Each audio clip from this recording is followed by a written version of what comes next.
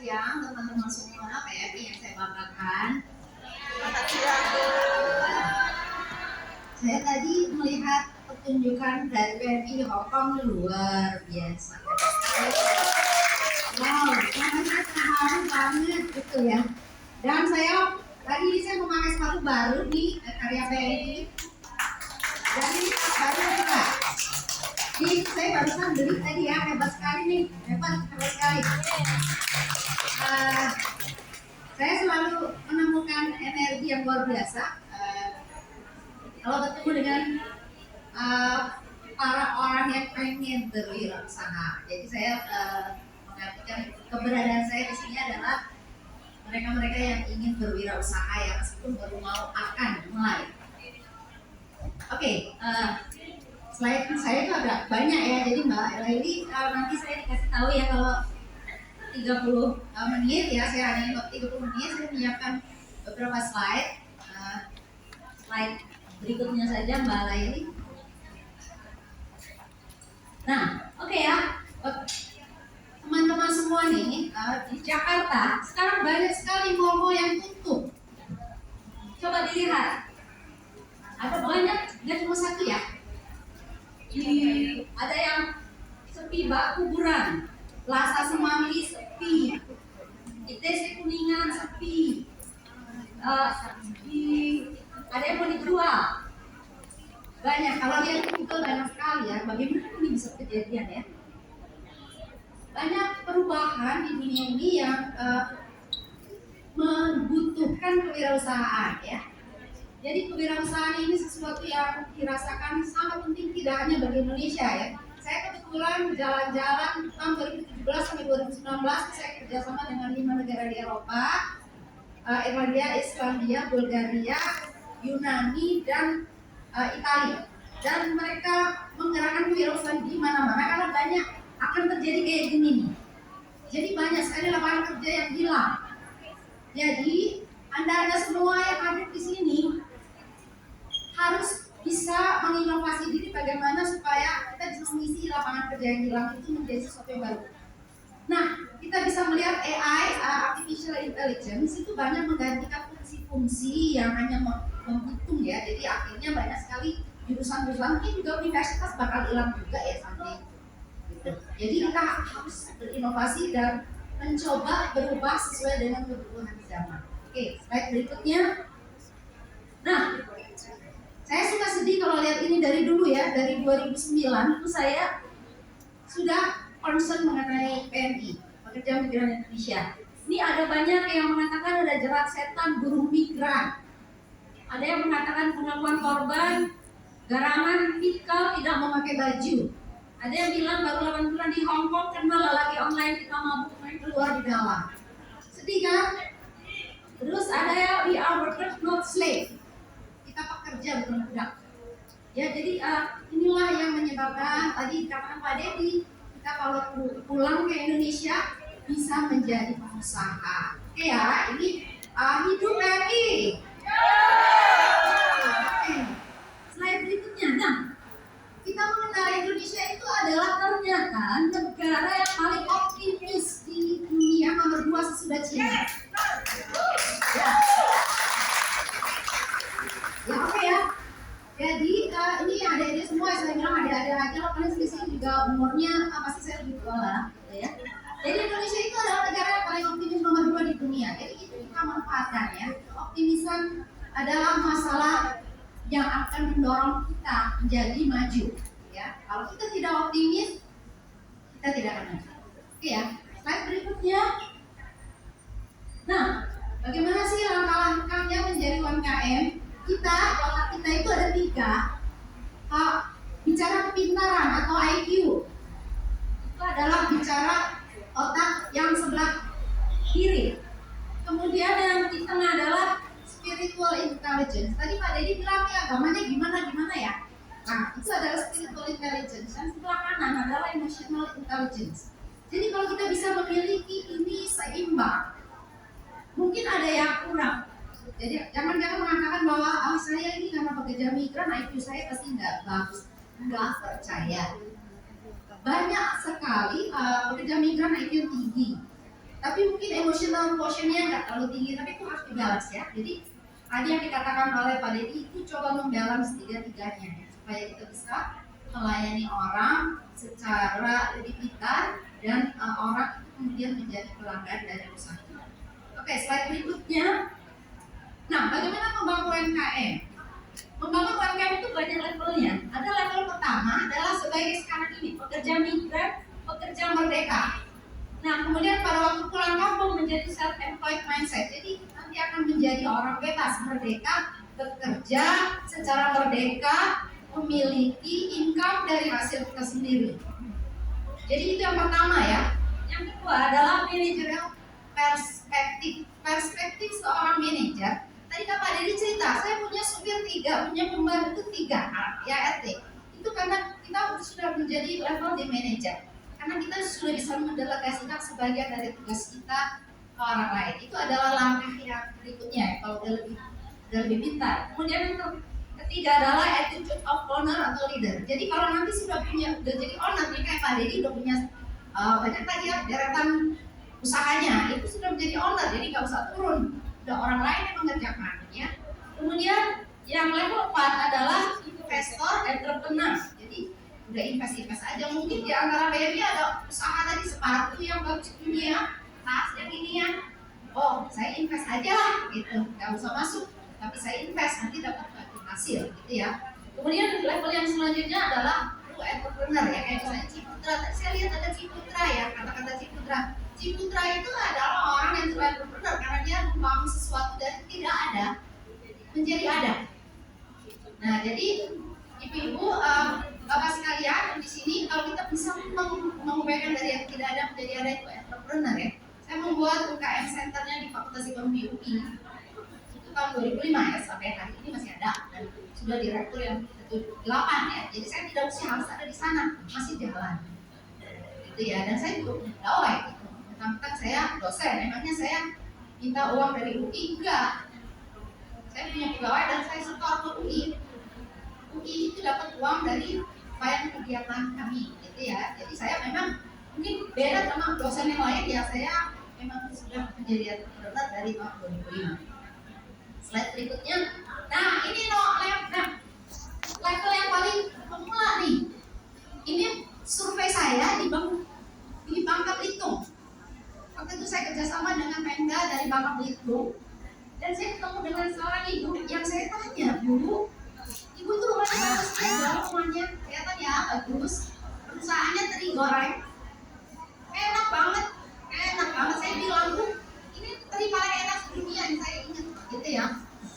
Jadi bisa nggak diperbesar? Jadi ibu jangan belanja sendiri, bersihin teri sendiri, goreng sendiri, bungkusin sendiri, masarin sendiri.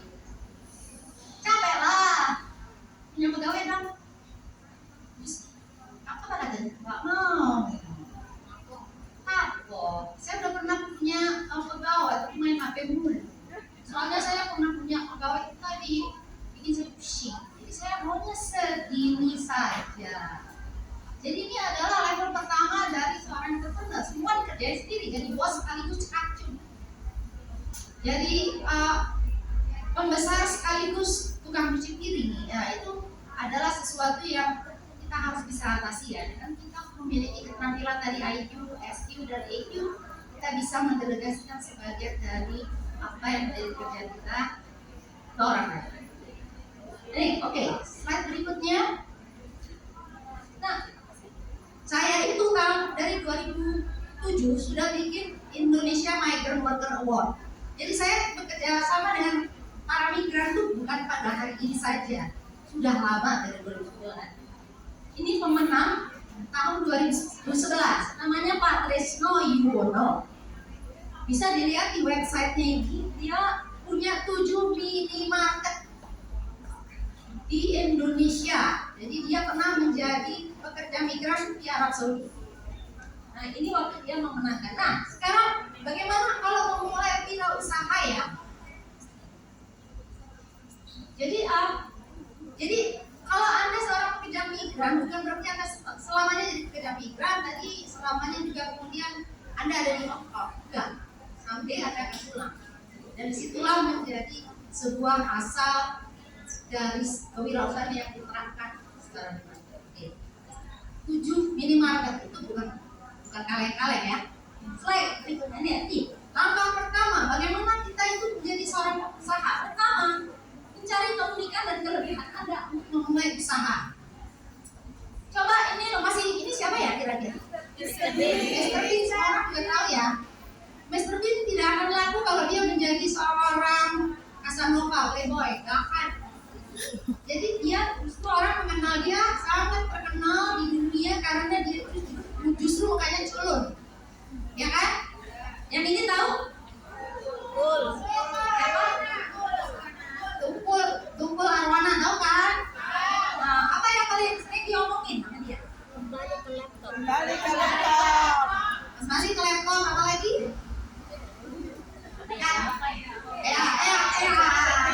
Atau katro, ya kan dia suka bilang. Jadi dia suka bercandain diri. Coba bayangkan kalau Arwana lebih ganteng lagi, mukanya bakalan berubah. Enggak. Justru mukanya dia tuh spesial, gara-gara dia katro itu ya. Tapi harganya jadi komersial. Jadi Anda semua nih ya, kalau usah ragu, muka saya kayaknya hidungnya rada pesek, bibirnya agak gimana, gitu ya, matanya agak sedikit sebelah, atau dan itu sesuatu karunia Tuhan. Kalau kita mensyukuri, kita bisa mengupayakan menjadi sesuatu yang hebat ya. Modal kita adalah unik, dibikin sama Tuhan, dilahirkan di dunia ini unik, dan kita harus bersyukur, menghargai, baru kemudian kita merasa bahagia. Biasanya pengusaha yang sukses adalah yang bahagia. Ya. Oke ya. Jadi yang karena pro seperti itu. Oke ya, kita bicara selain keunggulan UMKM. Anda semua tahu di Jakarta kemarin tuh banyak sekali waktu COVID yang tutup. McD dekat rumah saya tutup, KFC tutup. Ada banyak yang tutup ya. Jadi kalau kita melihat bahwa yang jual burger di mana-mana sama. Jadi kita harus bikin burger yang beda dong. Dan ini tadi saya sangat menghargai nih Pak Eki bikin tumpeng dari empempe, hebat sekali. Ini suatu kewirausahaan, itu sebuah inovasi ya. Trend setter ya. Nanti saya akan bicara di seluruh Indonesia. Kita jangan bikin tumpeng dari nasi kuning doang dong, bikin aja kayak yang di Hong Kong. Jadi ya, kewirausahaan itu adalah inovasi, menciptakan sesuatu yang unik. Coba saya cari di seluruh dunia nggak ada tumpeng dari pempek, baru sekali ini di sini. Nah itu sesuatu yang hebat menurut saya ya, Pak ya. Itu sesuatu yang jadi kalau saya burger, kita bikin pempek burger bisa dong, memang udah bisa. Jadi kita bisa jual sesuatu yang orang nggak pikiran. Itu, jadi harus ada sesuatu yang membedakan.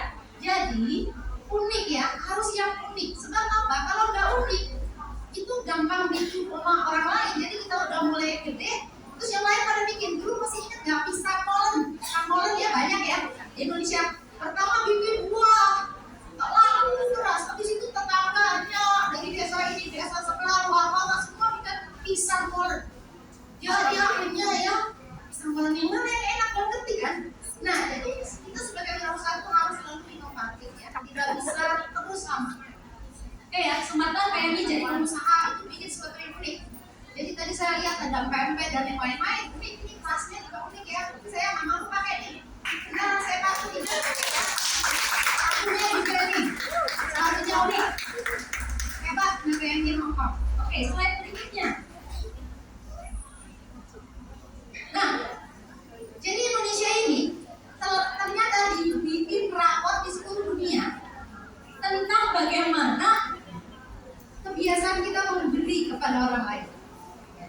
Diukur dari 3 jenis cara mengukur. 1, mau kerja bakti gak dibayar. Mungkin balai ini yang kerja bakti berapa lama ya gak dibayar. Nah, tapi ini sebuah permulaan ya. Kita punya kebiasaan membantu orang lain tanpa minta bayaran. Itu sesuatu yang baik banget ya. Tuhan itu mengatakan ya kalau saya beragama Islam ya. Kalau di agama Islam itu kita baca Al-Fatihah itu memuji Tuhan dulu. Ayat 1 sampai 6 memuji Tuhan. Baru ayat terakhir itu minta Tuhan bantu saya gitu kan. Dan itu sudah memberikan sebuah tunjuk bahwa kita tuh kalau mau dapat rezeki yang besar kita kasih dong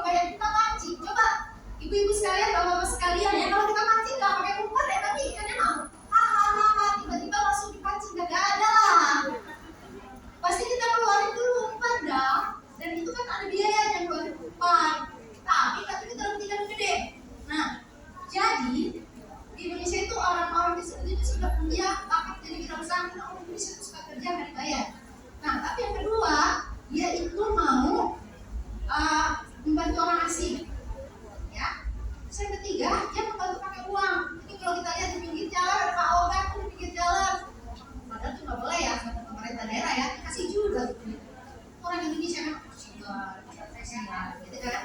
Nah, Indonesia tuh nomor 1 di seluruh dunia. Tepuk tangan buat Indonesia ya. Kita mengalahkan Australia, New Zealand, Amerika, Ireland, Inggris, Singapura, dan Kenya. Jadi Indonesia number 1. Oke ya, Indonesia. Slide berikutnya Mbak. Nah, ini saya kira semua kenal nggak? Bokeh Meme. Ini teman Anda di sini. Nah, saya sebenarnya pengen kenalan nih. Bokeh Meme ini YouTuber dari Hong Kong. Dia jual keunikannya sebagai babysitter. Dan YouTubernya tuh followernya banyak banget, followernya banyak banget. Jadi dia udah kaya nih sekarang.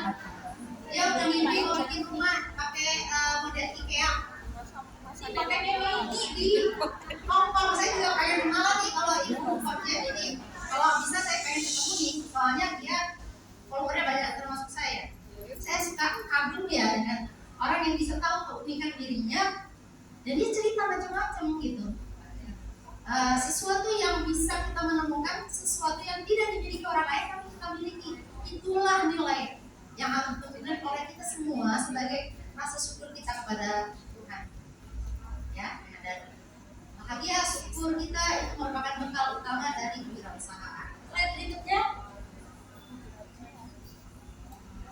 Nah, tadi yang pertama ya udah yang menemukan keunikan. Yang kedua, bagaimana supaya usaha kita tetap hidup? Kita harus memiliki minimum viable product, bahasa Inggrisnya, bahasa Indonesia itu produk supaya tetap hidup. Jadi, kita semua belajar ya. Kalau orang tuh berpikirnya biasa aja. Kalau kita punya satu roda, oke, kita bikin roda yang sama disambung jadi 2, terus disambung lagi kasih atasnya jadi mobil. Itu mah biasa. Baru senang sesudah selesai. Ya, baru senang sesudah selesai. Tapi kalau kita memulai sebuah usaha, kita memang punya yang kecil ini. Kita punya imajinasi mengenai roda, bisa roda yang kecil, udah ada senang. Bisa jadi roda sepeda, bisa juga jadi roda motor. Tapi kita tuh merasa lebih bahagia itu lebih cepat karena kita punya inovasi. Yang terakhir udah jadi roda mobil. Jadi kalau kita punya usaha juga demikian ya. Jangan mengharapkan langsung sempurna. Terus ibu bapak sekalian yang misalnya bikin usaha harus sempurna, harus langsung untung, harus bisa bersaing sama orang, harus semuanya harus. Itu bikinnya stres. Ngantuk. Bikin usaha juga ada proses belajar. Tidur semalam nggak bisa tidur. Ya kalau mungkin ibu nanya sama saya, ini memang pernah usaha. Ya selain bikin website, saya juga pernah bikin warung padang di Depok UI. Alhamdulillah, bang. Kan awalnya kan aku bikin ini. Saya pernah bikin toko susu buku ada telepon. sebelah warung padang. Alhamdulillah, bangkrut juga. Jadi malah bangkrut itu bagian dari proses belajar. Jadi kalau bangkrut nggak usah putus asa, lanjut aja apa-apa. Sekarang saya udah punya toko saya yang bangkrut itu, saya sekarang jualan seloto dari Purwokerto. Sudah. Ya. Jadi saya nggak usah di sana, udah ada yang jualan, saya tinggal bagi sendiri. Udah nggak apa-apa, salah buku saya juga dimanfaatkan, ya. Jadi saya jadi UMKM bikin UMKM center itu, saya ternyata juga malah justru belajar dari UMKM. Ya sekarang saya lagi mau bikin warung ikan mas goreng, ya dari Ciamis. Ada nggak dari Ciamis? Ada ya?